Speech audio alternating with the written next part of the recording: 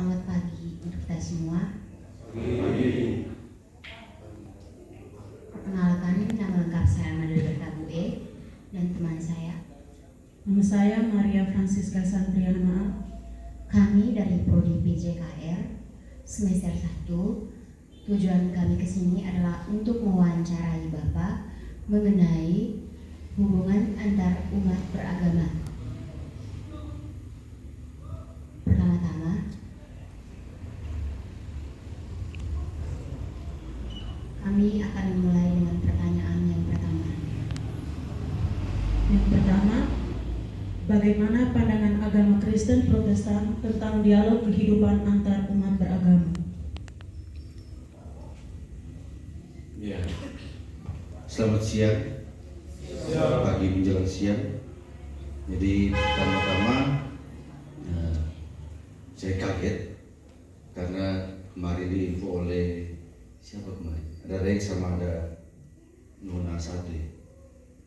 Ada WA ke saya bilang kesediaan waktu untuk mau wawancara.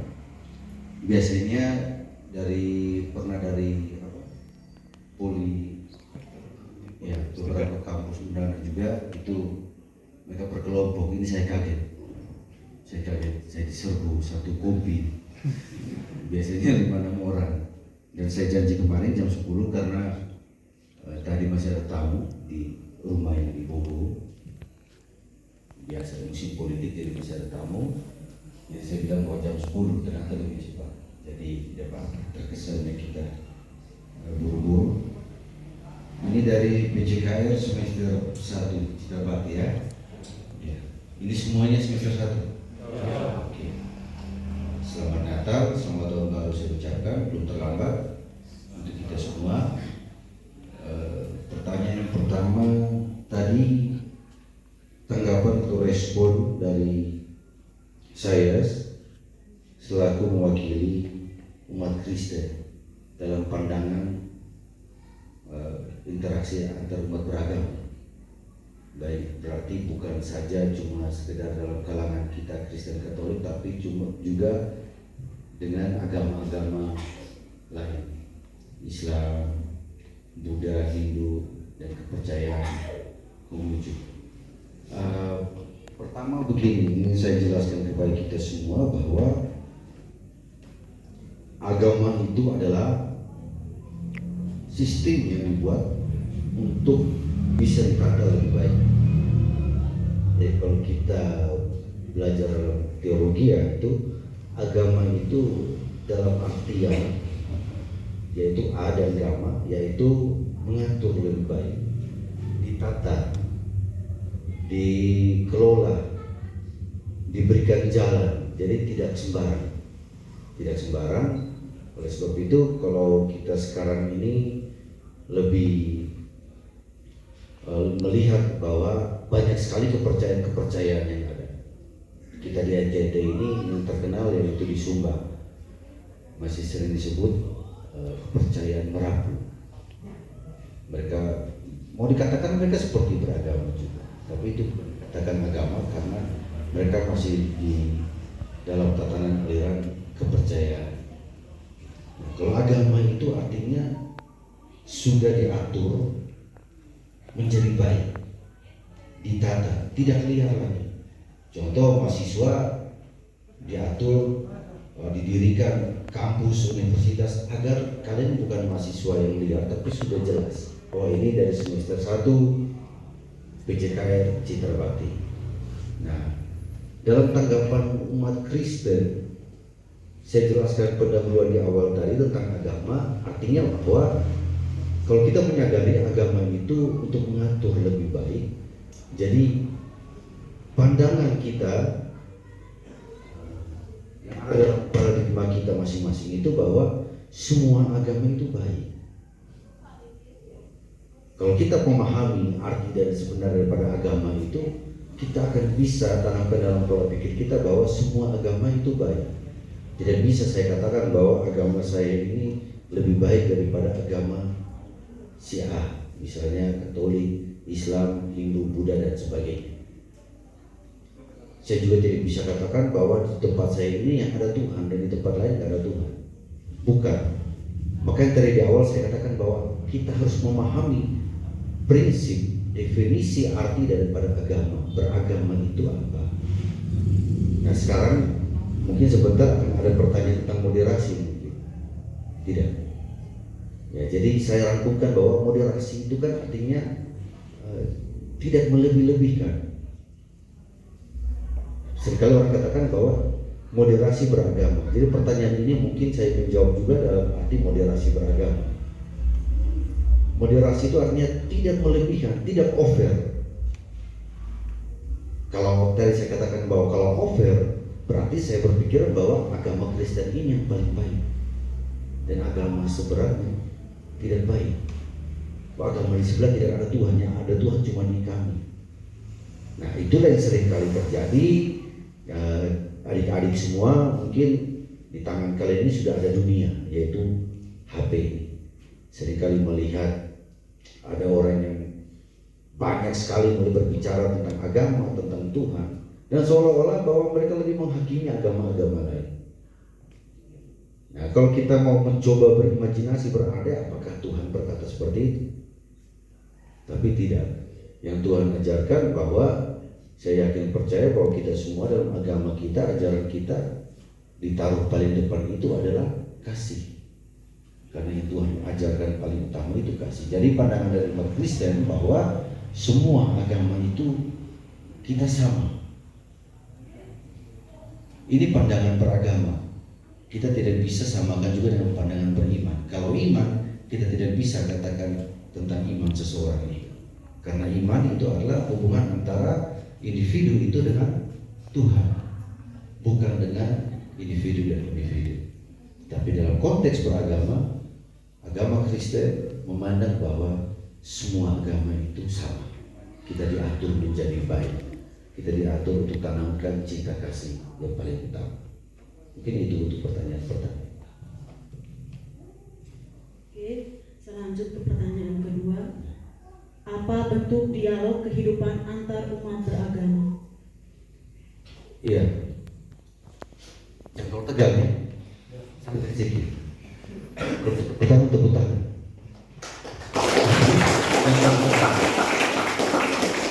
Supaya yang rekam juga hasilnya lebih bagus. Itu orang bilang ini video kedukaan atau apa? Jadi sangat. Iya.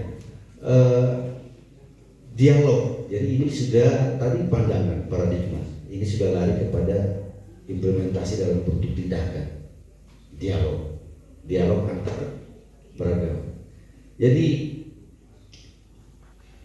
tidak harus misalnya saya selaku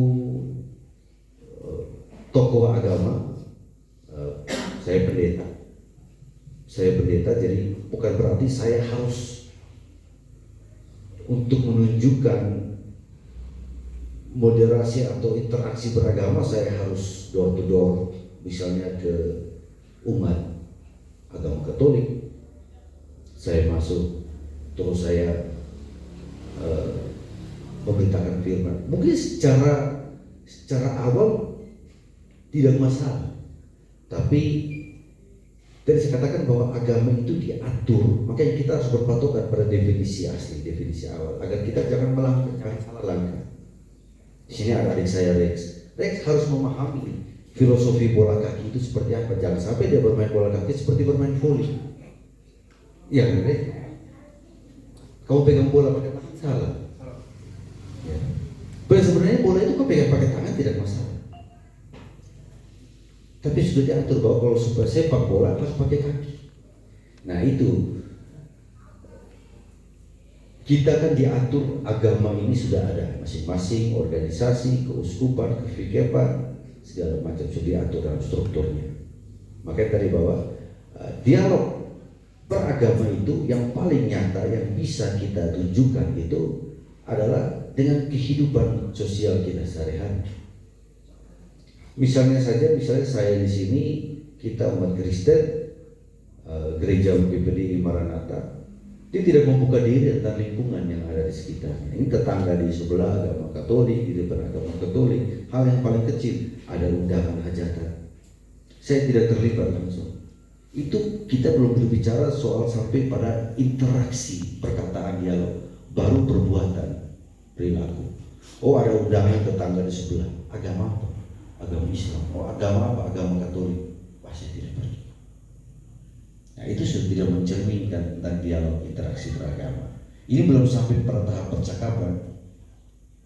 Nah, kita sudah menunjukkan perilaku kita dalam kehidupan kita bermasyarakat. Artinya tidak ada pembeda. Misalnya di sini mungkin adik-adik ada yang beragama lain, mungkin ada yang Islam dan sebagainya, atau bertemu teman-teman yang lain. Di situ tidak ada, artinya dialog interaksi antar agama itu tidak ada pagar pembatas. Kita bebas, tapi tadi saya bilang kembali kita beragama diatur dengan agama kita masing-masing. Saya harap sampai sini sudah bisa ada pengertian dalam kehidupan kita, dan ini juga bisa dibawa adik-adik dalam pergaulan besok-besok, agar kita jangan ekstrim, agar kita jangan berpikir bahwa dia agama lain, saya jangan bergaul dengan dia, najis atau seperti apa. Jangan. Kita membaur dengan perilaku kita dalam tingkat sosial. Nah, dalam tingkatan percakapan kita, di situ kita menjaga. Misalnya di sini ada tetangga yang membutuhkan. Berapa kali saya ada yang datang di sini dari agama seberang. Di situ saya komunikasikan dengan tokoh-tokoh agama lain. Oh, si A ada datang untuk kita doa seperti segala ini. Tapi saya memberitahukan kepada misalnya dari paroki Sankt Yosef ada Romo Pater Remi. Dan kemarin kami baru bincang-bincang dengan Romo Fikem di MBC. Jadi perilaku tindakan sosial kita itu yang paling menunjukkan, paling utama dalam kita mencerminkan dialog antar umat beragama. Itu pertanyaan kedua.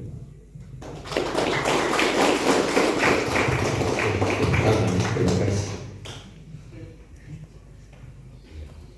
Oke, saya lanjut ke pertanyaan ketiga. Mengapa toleransi antar umat beragama itu penting? Toleransi antar umat beragama itu penting. Kalau toleransi antar umat beragama itu tidak ada, berarti hari ini mungkin kita sudah melihat, mungkin kalian tidak perlu lagi belajar sejarah agama tentang namanya perang salib dan segala. Hari ini sudah ada perang kita ya. Pasti sudah ada perang. Dan itu terbukti beberapa daerah yang tidak memiliki karakter toleransi yang tinggi akhirnya apa? Perpecahan. Pernah satu kali, kalau kita semua sudah belajar, yaitu kasus di Poso. Begitu toleransinya rendah, dibakar sumbunya sedikit, dipicu sedikit, apa yang terjadi? Meledak. Nah, di Kupang juga pernah hampir terjadi seperti itu, tahun berapa itu sampai asrama haji itu dibakar karena isu yang dimainkan pada waktu itu, yaitu isu yang dibuang itu gereja dibakar. Ternyata tidak. Nah, jadi toleransi itu penting. Makanya tadi saya jelaskan di awal, pendahuluan saya itu sebenarnya sudah akan mewakili seluruh pertanyaan tentang beragama. Kalian harus tahu agama itu apa dulu. Jangan sampai kalian beragama tapi kalian tidak tahu agama itu apa. Akhirnya kalian salah langkah. Jadi moderasi agama, toleransi antar umat beragama itu penting agar menjaga kestabilan, salah satunya kestabilan bangsa juga. Akan mempengaruhi dampak. Nah, saya mau tambahkan sedikit. Saya seorang tokoh muda, tokoh agama juga yang akhirnya artinya bahwa tidak terlalu anti dengan yang namanya pemerintah. Gereja dan pemerintah itu tidak bisa bertolak belakang. Gereja dan politik itu sebenarnya tidak bisa dia bertolak belakang. Dia harus bersinergi. Gereja tidak berpolitik, tapi gereja itu bisa menjadi pengawas. Nah, toleransi beragama kalau dalam momen sekarang ini, makanya kita sering katakan bahwa jangan sampai isu SARA itu dipakai, karena kalau tidak kita menyadari bahwa toleransi antar umat beragama itu penting, kita terus berbicara hal yang lain dalam situasi politik ini saja bisa jadi pemicu. Jadi itu pertanyaan. jawaban. Oke, jadi baik di pertanyaan keempat, pertanyaan terakhir. Bagaimana praktek toleransi antar umat beragama yang berlatar belakang budaya, suku, bahasa dapat diterapkan di Ngada?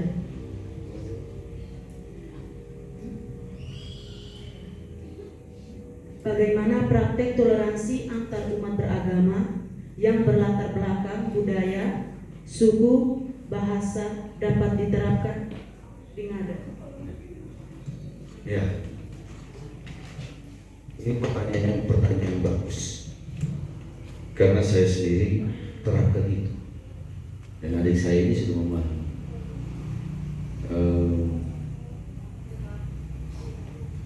Saya termasuk seorang tokoh muda juga yang pencinta bola dan termasuk tokoh yang ingin mendorong sepak bola Ngada ini untuk terus maju. Jadi kalau teman mungkin sering melihat saya, kami ini juga tergabung dalam Ultras. Saya seorang pendeta. Ultras itu kami kurang lebih ada berapa orang dan kami membentuk mendirikannya dengan tujuan untuk memotivasi sepak bola Kabupaten Ngada. Itu baru hal sepak bola di Kabupaten Ngada. Dalam hal budaya, bahasa dan sebagainya, mungkin orang kalau melihat saya, orang akan bingung. Saya ini aslinya dari Kupang, tapi saya punya karat ini sudah dekat sekali. Saya sampai ke Kupang karena orang bilang ini Kupang, ini orang Bajau, karena saya punya lidah ini sudah terbentuk dengan bahasa sini. Artinya apa? Saya tidak anti dengan bahasa Bajau. Kadang saya gunakan bahasa itu dalam kehidupan sehari-hari. Nah, terus budaya bahwa agama itu juga harus bisa mendukung masuk dalam ruang lingkup kebudayaan daerah setempat, dan juga di situ untuk dia juga bisa menjadi mentor atau pembimbing. Nah, saya katakan bahwa walaupun kita berbeda agama, berbeda suku, bangsa, bahasa dan sebagainya, di situ tidak ada yang namanya saya membuat suatu batas atau saya tidak ingin masuk atau saya tidak ingin mempelajari apalagi melakukannya. Tetapi hal-hal kebudayaan yang sudah terjadi di Kabupaten Ngada ini kita juga ikut serta di dalam rebah dan sebagainya. Ini musim rebah, terus kegiatan kebudayaan yang lainnya, di situ kita juga turut berpartisipasi. Dan saya katakan bahwa adik-adik Kabupaten Ngada, saya mau katakan bahwa toleransi antar umat beragama itu sangat tinggi sekali. Contohnya dalam penyelenggaraan surat ingkap saja itu semua tokoh agama dilibatkan. Dalam pertemuan rapat dengan bupati, sebelum berlangsungnya pembentukan panitia dan sebagainya, itu kita ada undangan dari pemerintah Kabupaten Ngada, tokoh-tokoh agama. Nah, kalau kita berbicara hubungannya apa? Hubungannya apa mengundang seorang pendeta untuk kita berbicara tentang bola? Karena apa? Saya katakan tadi bahwa kita semua ini sama-sama sebenarnya bersinergi untuk membangun kabupaten ini dari semua aspek. Jadi agama ini dia bisa masuk dalam aspek sosial, aspek politik, aspek ekonomi. Di situ gereja-gereja berdiri untuk terus menopang dan mendorong. Jadi itu jawaban untuk pertanyaan keempat. Terima kasih banyak atas jawaban dari pertanyaan.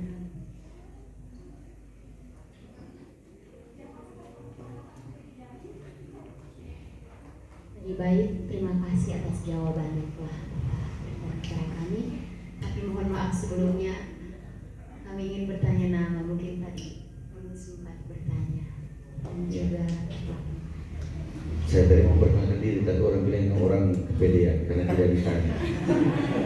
Ya, saya menunggu kalau tanya baru saya jawab. Karena saya pernah ada satu cewek, saya bertemu, mungkin dia tidak tahu saya pendeta. Apa mungkin tampang saya ini playboy. Dan begitu ngobrol, saya langsung berkali tanya, dia seperti kesannya kayak jangan sampai ini atau laki-laki ini mau goda saya. Saya bilang, nona saya pendeta. Baru dia terbuka dengan saya. Jadi nama saya Pendeta Dedi Samuel Meda.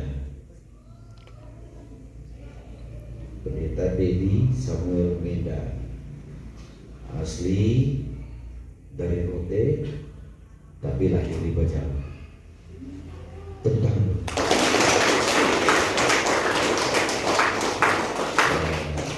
Nah, yang besar di sini istri saya memang satu ya. Jangan dua. Istri saya dari Batak, anak saya satu. Mungkin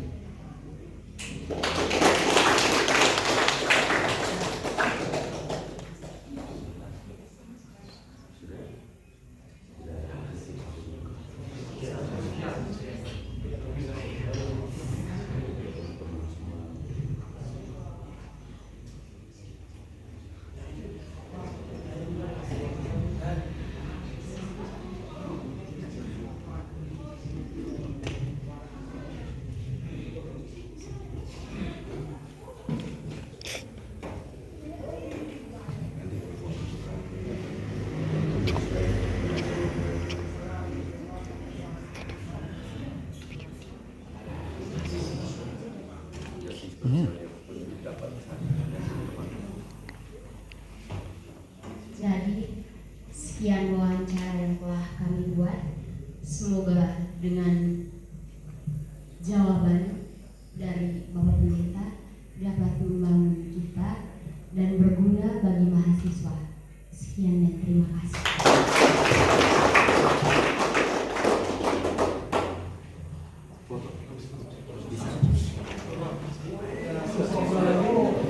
Simpan di sini tuh.